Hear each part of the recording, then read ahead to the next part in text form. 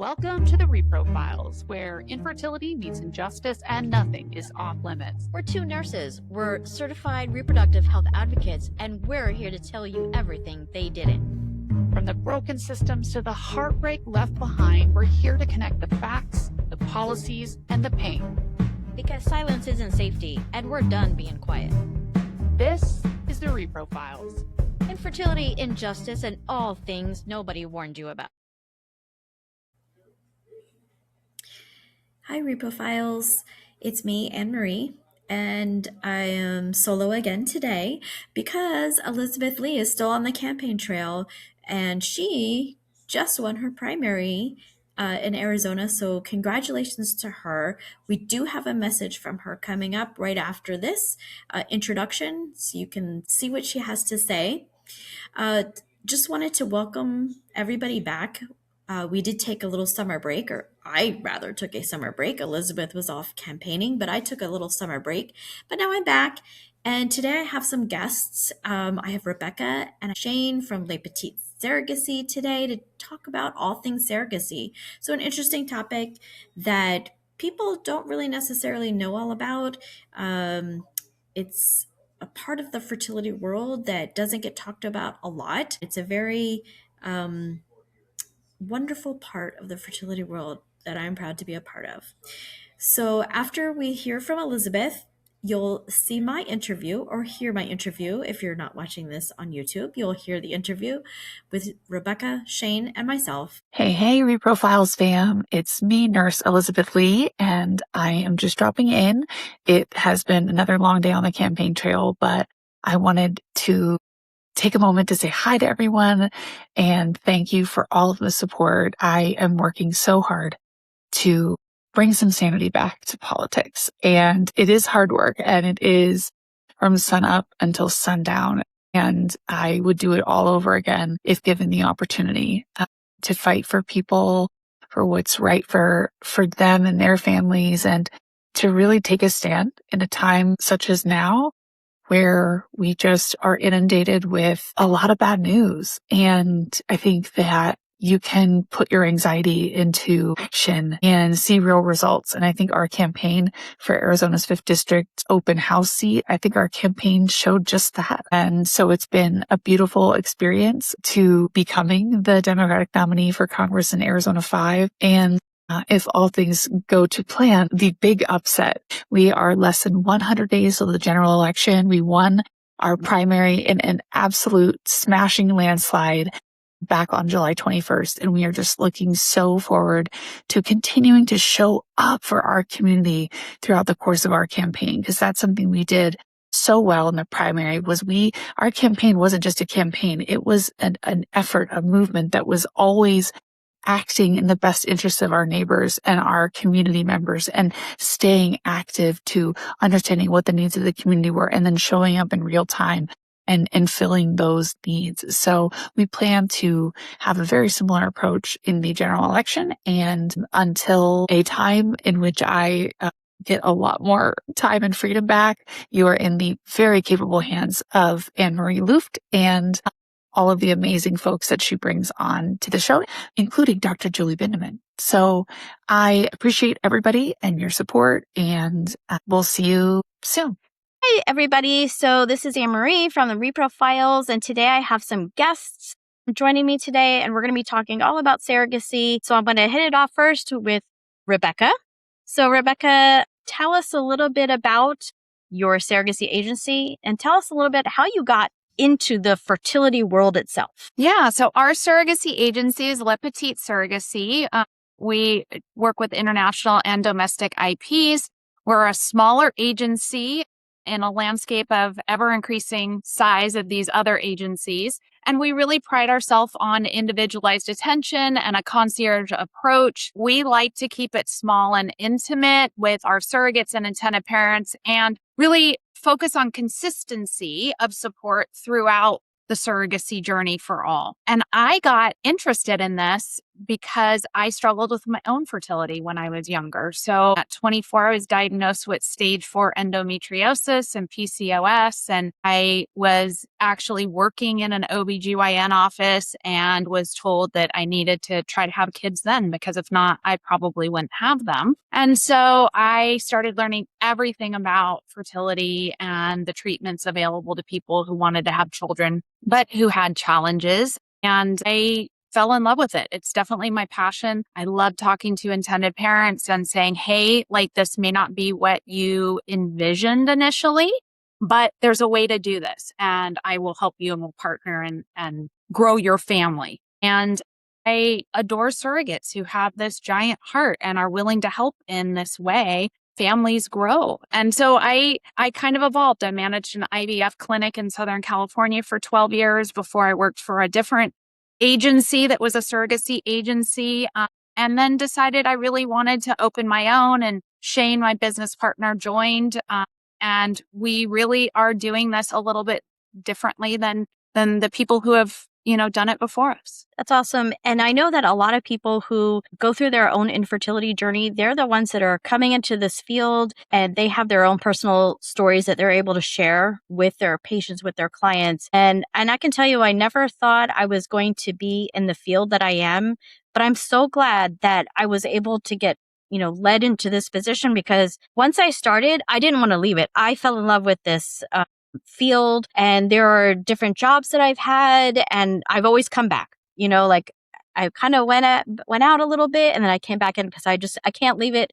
I love it too much. So I totally get it. And I think that's great. I think you said the good word, that you want concierge service. And I think a lot of patients nowadays, that's what they're looking for. They're looking for that personalized service. They don't want to be a number. I hear that a lot, especially, with the bigger clinics. They feel like a number. They don't get that concierge service. So I think that's very important that you bring that, to the table for your patients. Shane, were on the other side of things. You were in the lab, right? You're an embryologist. Yep. Okay. Yep. So that's how I started out. Was planning to go to medical school and then needed something that was medically related to look good on the application. Found a infertility clinic and started kind of there at the bottom and just kind of kept doing it, learning more and more. And by the time I was graduating from university, it was just kind of became more of a passion. And I decided to kind of dedicate myself to this career path, and been in the embryology space for quite some time. And then I kind of just can't quite get out of it. Like you were saying, like it just becomes a passion. And I mean, as you can imagine, in the laboratory, you miss out on a lot of the stories. So being on this other end of it, it's kind of bringing everything full circle, because you're so far removed in the laboratory. I mean, you don't really meet the patients. You basically just work with their embryos. And when you do meet the patients, it's usually in the 11th hour at their embryo transfer, which for them is their most enjoyable moment. And, they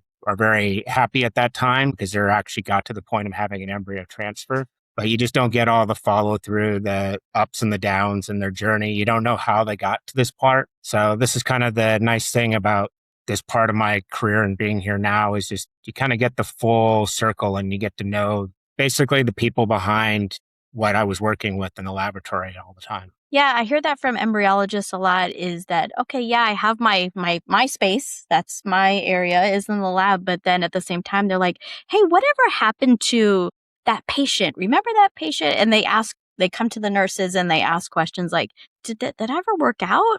Because they don't know unless we tell them. So, Yeah. But I know that many patients come back when they're writing their thank you notes. They are very thankful for their embryologist. So interestingly enough, Shane and I worked together. We met in 2008. And he was the embryologist at the lab that my IVF clinic used. And so we have followed many patients through the journey. And, I'm probably the one who was communicating a lot of the time to Shane what was happening at the clinic. And he was in the lab communicating to me how their embryos looked. So it was a great way to, follow their success. Yeah, that's great. So I have a question about the name of your agency. So I know I didn't take French in high school, so I looked it up.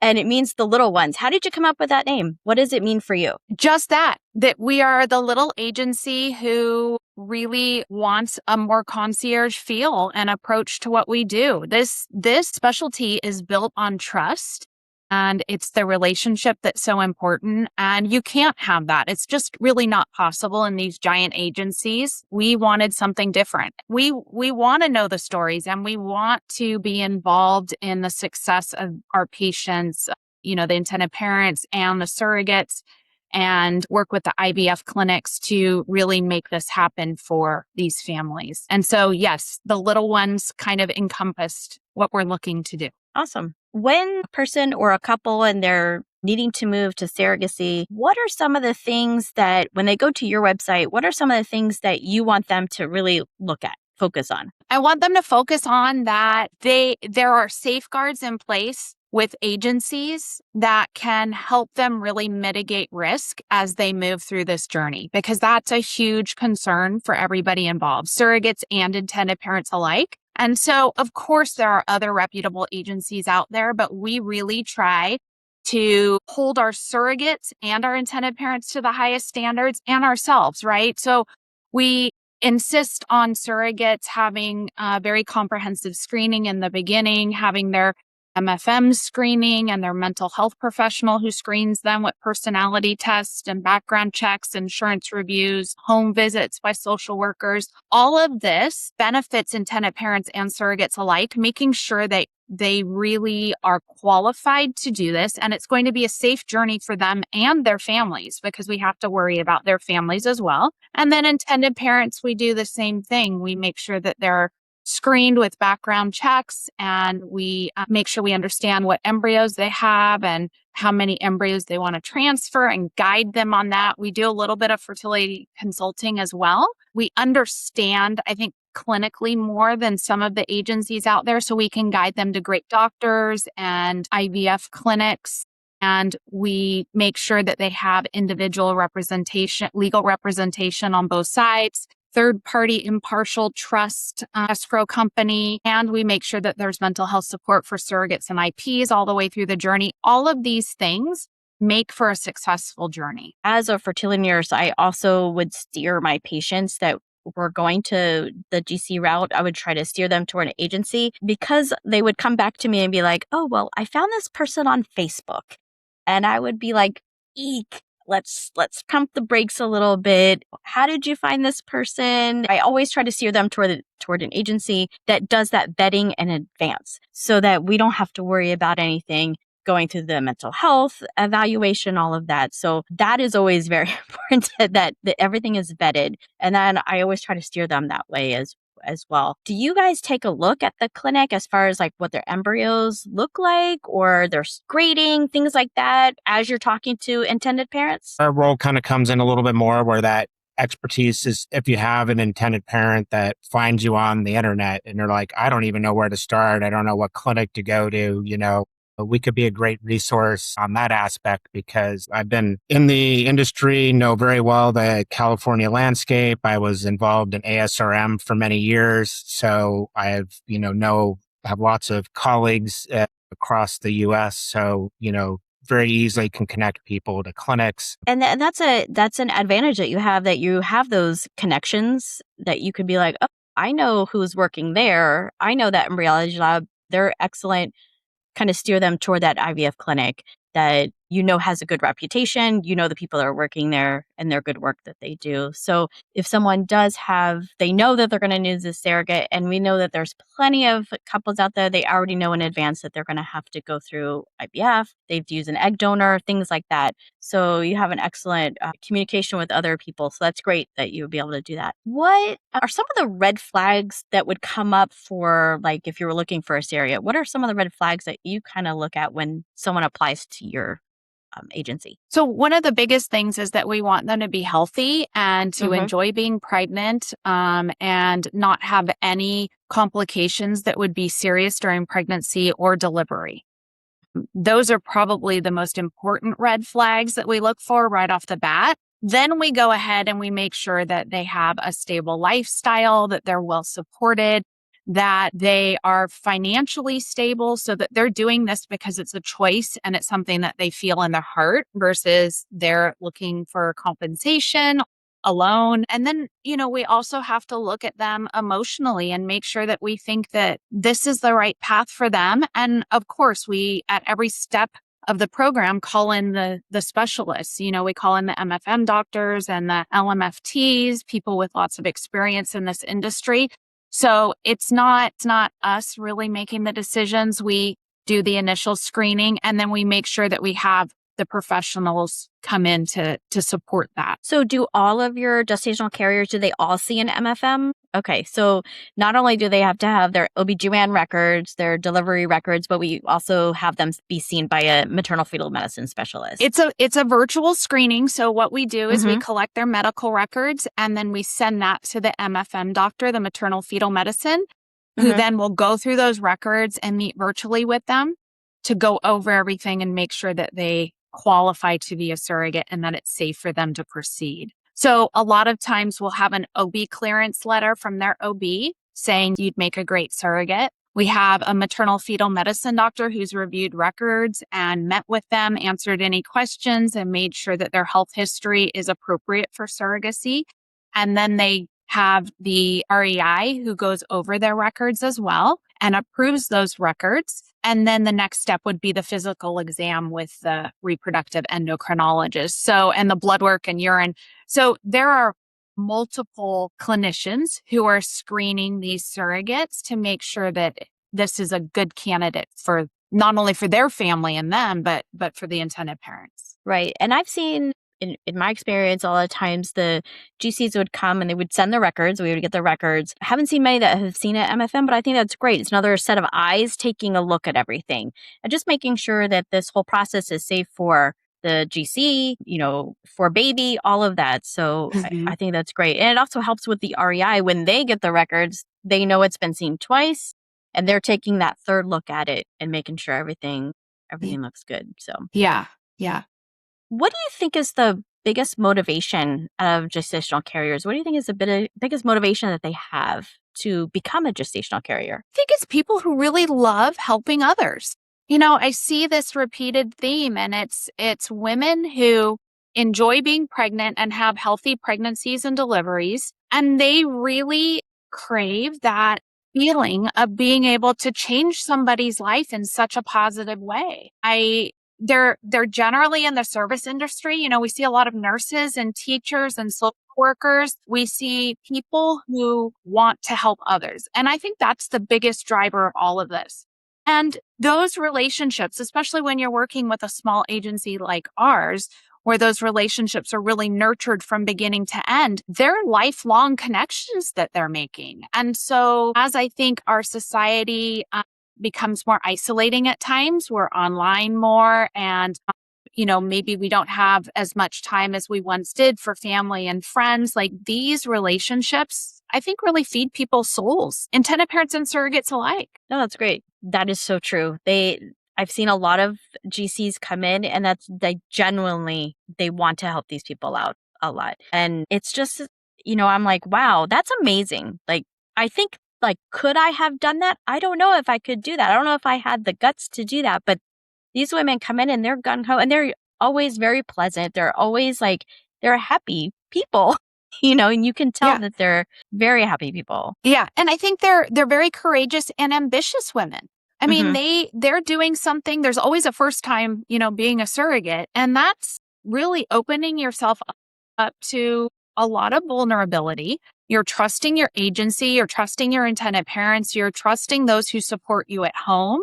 You're asking a lot of others while you're also doing a lot for somebody else. And I think that they have this very ambitious personality type too, right? They're like, I see some place where I could help somebody and I'm going to do it. I'm going to make this happen. And they persevere. Yeah. I mean, and I think one of the testaments to that is how many surrogates are repeat surrogates, that they do it a second time and do a second journey because it was so rewarding and so fulfilling for them that they wanted to do it again. I mean, it says you wouldn't have as many people being repeat surrogates if the experience wasn't great. I mean, and it's a great story for your family too, and teaching your children, providing such a wonderful gift to somebody else. And so many parents or surrogates explain it to their children when you're doing it is like, says, well, I mean, I couldn't imagine my life without you guys. So there are people that just aren't able to have children themselves. So this is a way that I can help them have what I've been able to experience. I've been in this industry, in this field long enough to see GCs and IPs, the intended parents and the gestational carriers, have a baby, and then a couple years later, they do it together again to have another sibling baby. journey. Yeah. Yeah, absolutely. And that's amazing because they just come together and they're right back in it and they're all excited about moving forward. So what are some of the things for your gestational carriers and even your intended parents? Do you guys do education with them? Like when they come in, they've done the screening process, everything, it looks good. Now we're waiting on a match. Do they get like educational material from y'all as far as like, this is kind of like what the process is? Yeah, most certainly. They get educational material, a timeline so that they understand what the steps are throughout. And then also, I talk to them about what to expect from this journey, right?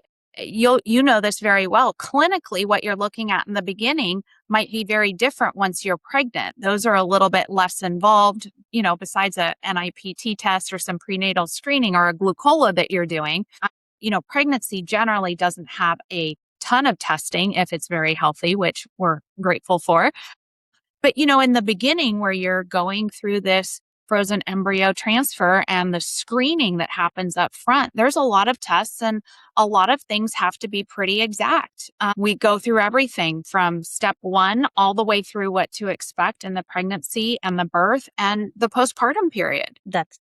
That's exactly what they need. And I think that the one thing that I find the gestational carriers, and a lot of agencies do this in advance, they prepare them for those progesterone injections. They tell them, hey, you're going to have to do these injections. So by the time they come to me, they're already kind of aware of what's going to be happening. But then I am the one that has to teach them how to switch those needles, where to place them, all of that good stuff. So all the little tricks. But yes. There's so much online these days too, which is great. There's surrogacy forums, other surrogates are talking about it. Women who have gone through infertility treatment and unfortunately had to use those, thick shots of progesterone. There's a lot of information outside, but it's always nice to talk to them and be able to give them the tips. I'm sure, you're aware of all those tips as well, and everybody does it a little bit differently. But they have to expect that. And you want them to be comfortable going through the process. And therefore, they need to know exactly what to expect every step of the way. Yeah. They usually come in and they're like, yeah, I heard about these. And I'm like, all right, I'm going to show you how it's done with my little sample here. So, and they're always like, oh, Lordy, but they get through it. So it all works out. So let's talk about a little bit about like what would disqualify someone from being a GC? What were some of the disqualifying factors that you would see? There are a lot of disqualifying factors, and that's because we want to keep everybody safe. Would you say it was more like a kind of a clinical, like their previous medical history, their previous deliveries? Is it more of that aspect? Yeah, I mean, that's what we first look at, right? Clinically, have they had healthy pregnancies and deliveries? Are there any issues that would raise the risk of complications as they're going through the process? So some things that would disqualify a surrogate, higher blood pressure, preeclampsia, of course, is one of the big ones. Misshapen uterus, if you talk about a bicornuate uterus, something like that.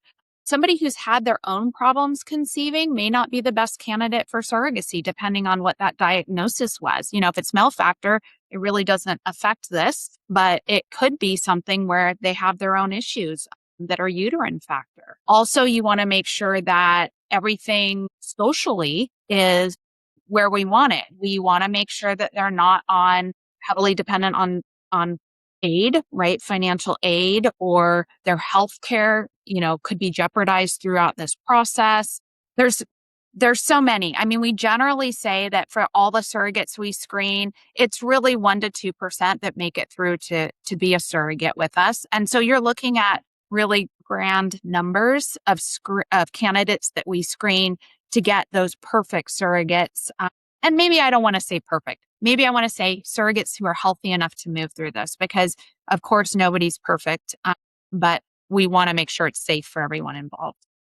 Right. Yeah. Yeah. And I think that's such an important thing too for just people to know is that, I mean, there are so many more people out there that would like to be surrogates that just don't qualify, because I heard from somebody, another embryologist one time that was just so surprised when mentioned, they're like, oh, how do you even find surrogates? Because why would somebody want to do that? And then I kind of just lay out the things. It says it's actually much more, there's a lot more people out there that would like to do it than actually qualify. And I mean, and that's part of it. This is when you have somebody that's investing so much in it.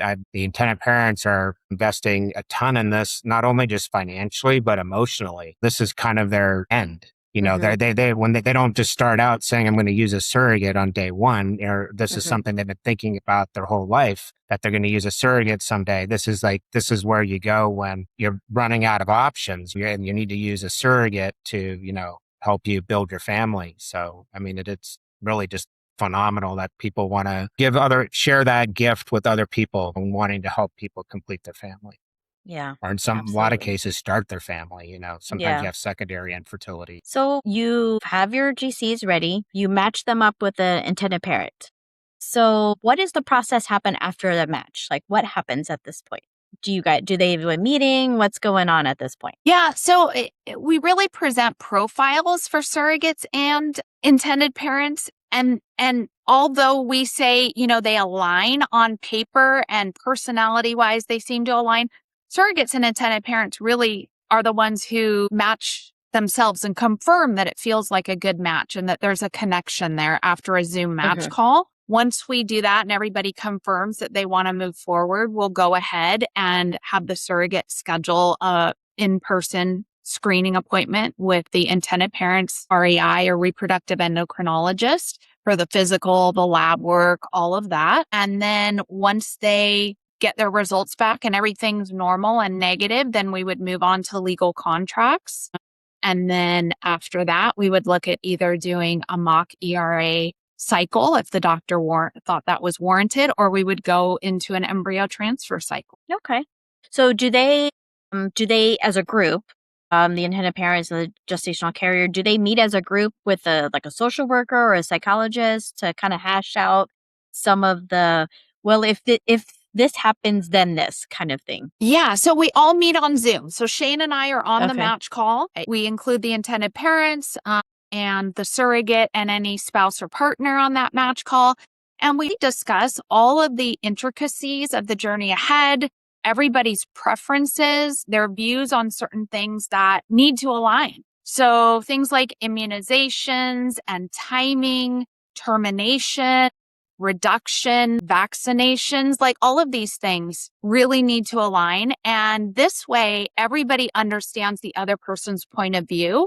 And then after we end the match call, everybody gets to sleep on it and let us know the next day, hopefully, if it seems like a good match, or if it's not, then we'll go ahead and start the process again with a different surrogate or intended parents. So Shane and I fully support the surrogate and the intended parents choosing to match. It's not something that we really, arrange. We arrange, I guess, the meeting, but other than that, they're choosing to move forward. Yeah. I mean, it's not a whole lot like dissimilar to in today's day and age, like internet dating. It says people put together a profile and then whether or not it's some type of system or somebody around, that's kind of connecting, or you yourself, and you're selecting this other person on paper that's, you're going to work with and or date, as says in this particular case, somebody that's going to carry your child. And then you meet. And then it's like, well, if you meet and everything's like as represented and everything aligns, then you go on second date, third date, fourth date, and then this long journey that ultimately, hopefully ends in a healthy pregnancy. And it's a long journey. It's a year-long commitment to be with somebody so you want to be somewhat aligned on a lot of things, major decisions. And that's kind of what goes on in the match call. And I think what's really important about an agency is that, you don't know what you don't know until it happens. And agencies have had the experience, and I don't want to say, I'll be the first to admit, I never want to say I've seen it all. because there's always something that surprises It's gonna you. come. Yep, surprise every and day. Yeah, I always used to say that in the embryology lab when somebody says, "Oh, I've never seen that." It says, "Well, you just haven't been around long enough." It says, like I says, you generally see, but I mean, it's just like knowing and having the resources on how to pivot and make a change when something doesn't go perfectly as planned. Because a year is a long time. I mean, a lot of things can happen and change, and that's kind of it. And you want to make sure that when you're going to be aligned with this person for a whole year, that you can get along and that you feel the same. It may not necessarily turn out to be your best friend, but you definitely don't want it to be your enemy. Yeah, definitely want to be on the same vibe for sure. Yeah. What is like the wait time that if an intended parent comes to you, hey, we need to get a gestational carrier, what does the timing look like as far as matching goes? Well, we definitely have a shorter wait time than some of the big agencies. And so I think that's a huge benefit. I'm really quoting, and it's always changing. I mean, things change on a dime, but I'm quoting right now 3 to 6 months to match with a surrogate.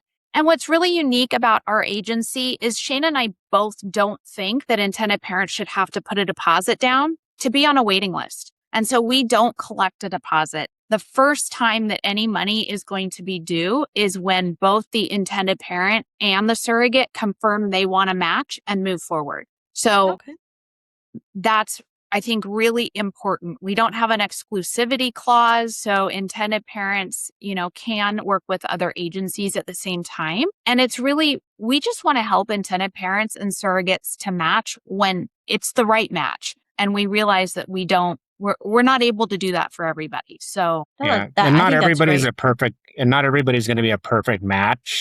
And sometimes intended parents have really big wish lists. And if you get really specific, your wait time is going to be longer. This is, it's got to be between this BMI and this age and only has this and married and lives in this state. And you keep adding on that list. And then it gets to be like you're starting to look for, I don't want to call it the needle in the haystack, but instead of having all the hay to look at, you're only looking for, 1 or 2 strands, which is a very different time frame. So it's very difficult to be on page 100% of the time on everything.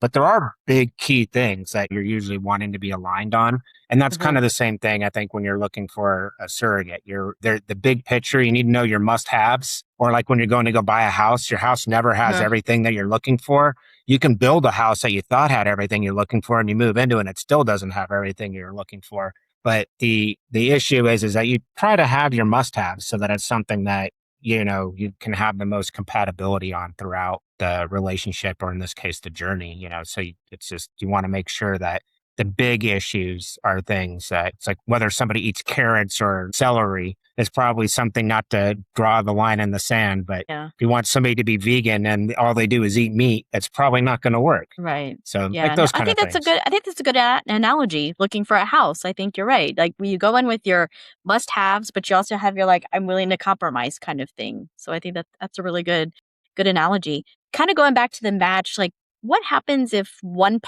side decides, you know what, we met with them, we matched, but then I don't know, I think I want to not do this, or I want to find somebody new. How do you guys handle that? Well, I think it really depends on timing where that happens. So we counsel intended parents and surrogates that, this is a big decision and to take your time and really think about it. If you're not 100% committed, then it might not be the right match for you. And so I think that's really important. Most of our intended parents and surrogates will tell you right off the bat, it's magical. It works. We met on Zoom and, they're confirming their match before they get off the call together. But for those that show some hesitation, I think it's important to have a conversation and really try to identify where that's coming from. And if it's not the right match, like Shane said, it's too long of a journey to force anything. And so that is an indication that it might not be right, that the two parties might not mesh as well as they should. Right.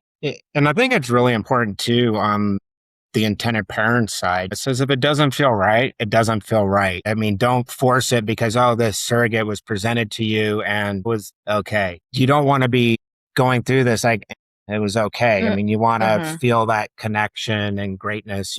I mean, maybe you might get to that point if you're one of those intended parents that had this really long list that you thought were all must-haves, and then you find out your must-haves don't really exist, and then your criteria change a little bit as you've been waiting around for a long time to match. But I mean, it's one of these things. It's supposed to be a magical experience for both people, and you want to make sure that it feels right. And there's always somebody for everybody, and that's kind of the same thing, whether it's in a relationship or in a surrogacy journey.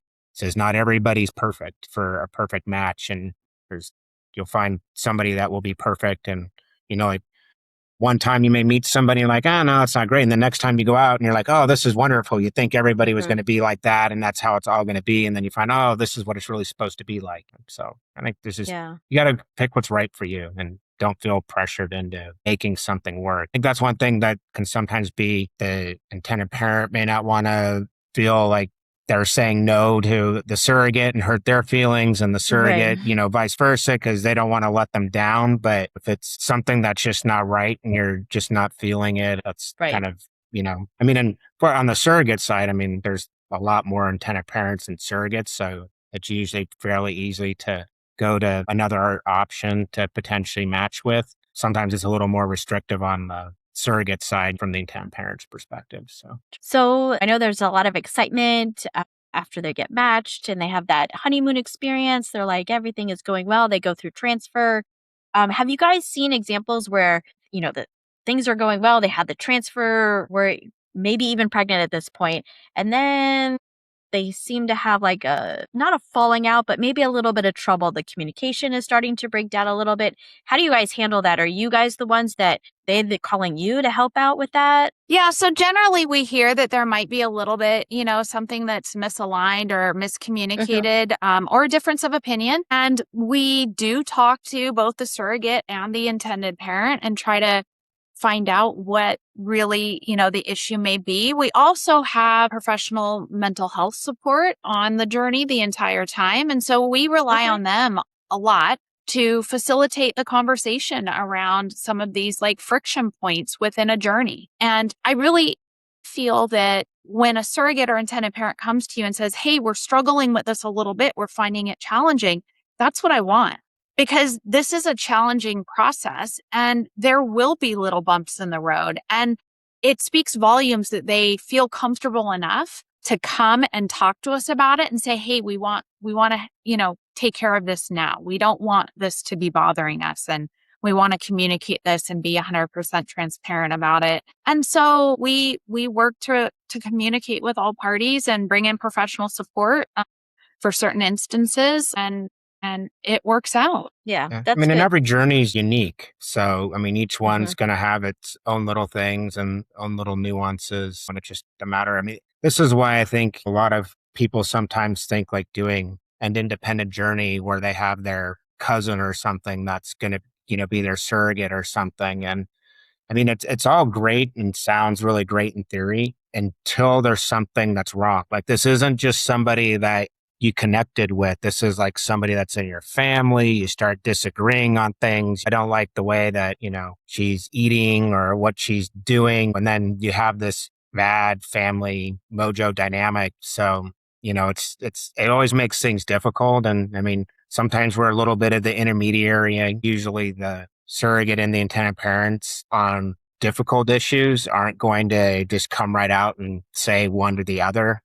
That's where, we kind of come in. But this is why it's so important in the beginning to go over in as much detail as possible, outline things that are really important for you in your legal contracts so that people have a recipe to go by with things that go. It's really nice to say, like, if somebody thinks differently or something about compensation later down the road, it says, well, this is what everybody agreed upon. And it just makes things go a lot easier. And we asked very early on just about on both sides what your ideal communication preferences are and the cadence of communication, because, not everybody's the same. Some people may want to communicate every day. The intended parents go to all the appointments. Sometimes it's not really like that. You don't really match somebody that says, oh, I want my intended parents to go to every appointment and go to all of my things, or if they can't do it, attend virtually. And then have somebody on the other end, on the intended parent side, that just says, I just want my baby. I don't need, a new friend. And so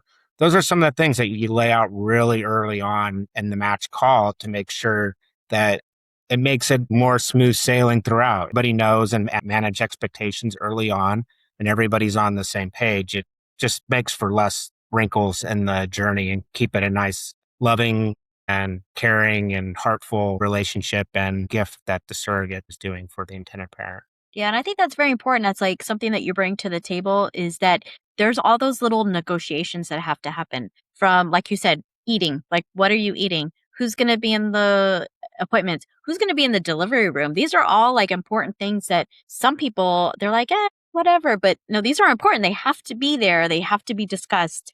So just transitioning into like the legal aspects. I know it's a very legal process because you have to have all these legal contracts. So kind of talk about the legal part of aspects of things.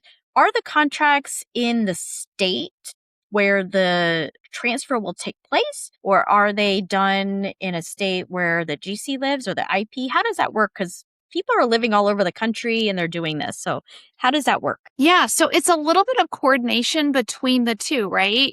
Typically, the laws that apply are going to apply where the surrogate lives. She'll be giving birth there. And so you can oftentimes have two attorneys that are working together, one for the surrogate and one for the intended parent.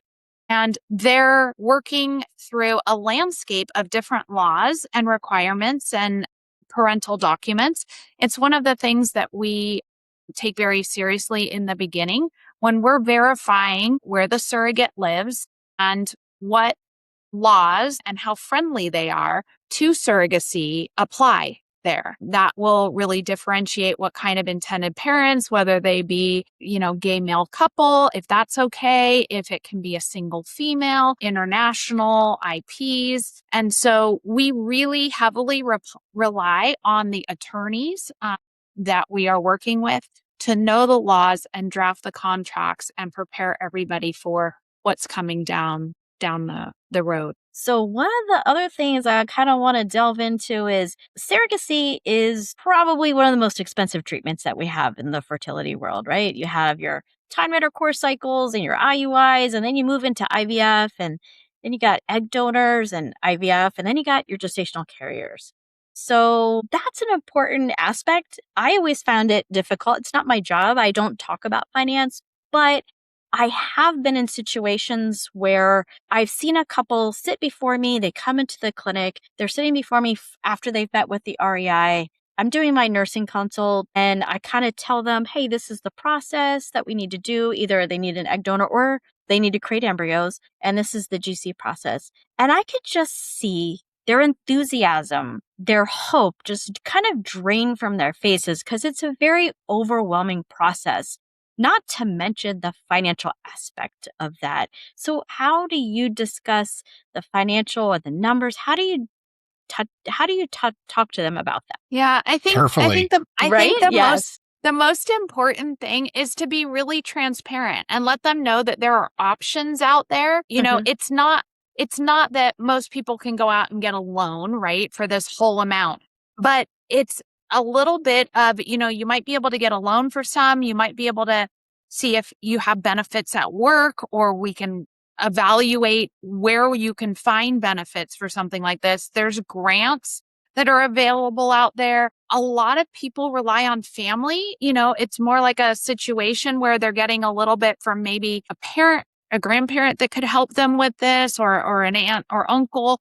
And I think we can all agree that this is something that shouldn't just be available to the very financially affluent.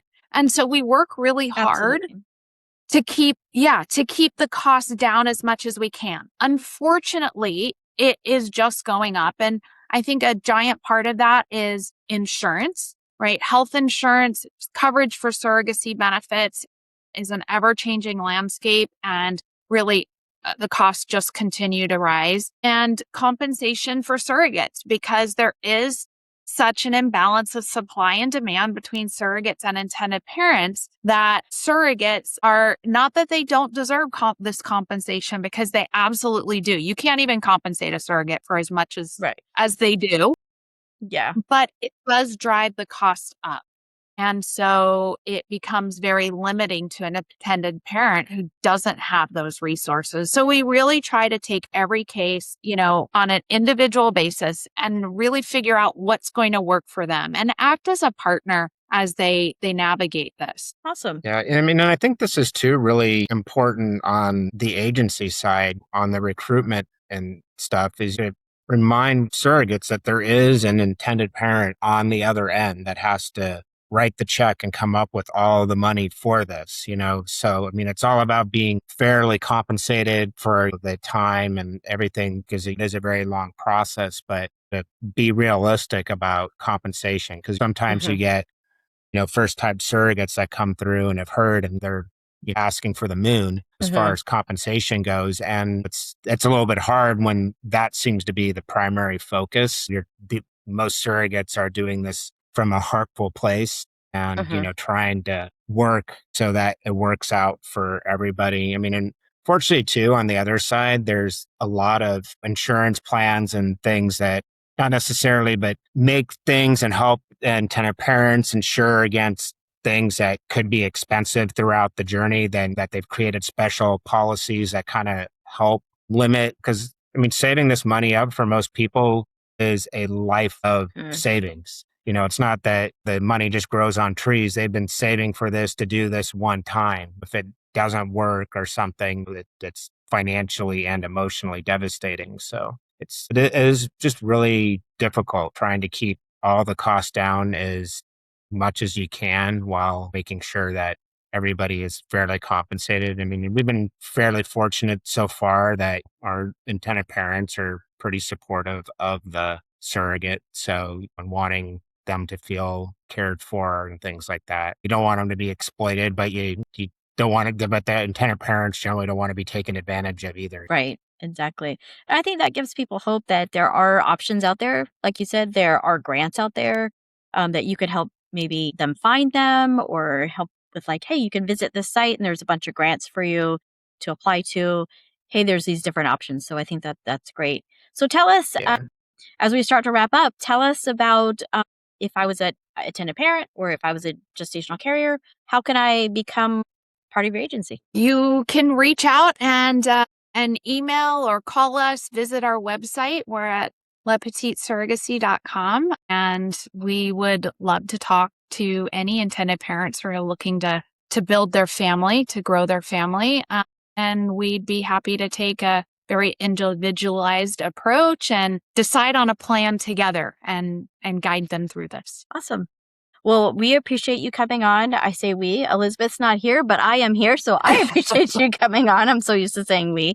But I appreciate you guys coming on, talking about this. It's such an important aspect of the fertility world, and it's kind of unknown to a lot of people. A lot of people don't understand the process. They don't know the process.